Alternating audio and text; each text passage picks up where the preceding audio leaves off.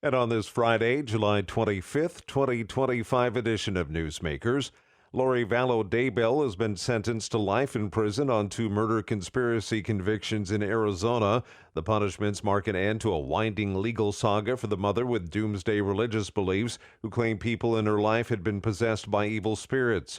Vallow Daybell is already serving life sentences in Idaho in the killings of her 2 youngest children and a romantic rival. She was convicted at separate trials this spring in Phoenix of conspiring to murder her estranged husband Charles Vallow and her niece's ex-husband Brandon Boudreaux. Vallow was killed while Boudreaux survived the attack. The Trump administration is investigating the Oregon Department of Education after receiving a complaint from a conservative nonprofit group alleging the state was violating civil rights laws by allowing transgender athletes to compete on girls' sports teams. The U.S. Department of Education's Office of Civil Rights opened the investigation based on a complaint saying high school-aged female athletes in the state had lost medals and other competitive opportunities to transgender athletes. Israeli Prime Minister Benjamin Netanyahu says his government is considering alternative options to ceasefire talks with Hamas after it and the U.S. recalled their negotiating teams. His statement came even as a Hamas official said he expected negotiations to resume next week. The United States recalled its negotiating team from Qatar after President Trump's special envoy Steve Witkoff said Hamas's latest response to the negotiations showed a lack of desire to reach a truce. The sides have held weeks of talks in Qatar, reporting small signs of progress, but no major breakthroughs. 2 Maryland lawmakers are calling for the release of an Easton, Maryland pastor being detained by ICE.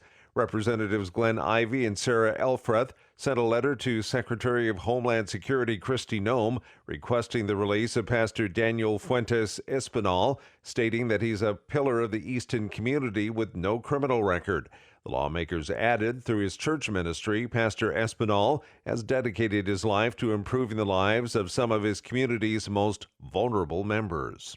Americans are showing a more favorable view of the U.S. Supreme Court since the Roe v. Wade decision. Mike Hempen reports. A new poll shows people's views of the Supreme Court have moderated somewhat since 2022, when it overturned Roe v. Wade. A survey from the Associated Press Nork Center for Public Affairs Research shows about a third of U.S. adults have hardly any confidence at all in the court. That's down from 43% 3 years ago. About half of Americans have some confidence in the court, up from 39% in July 2022.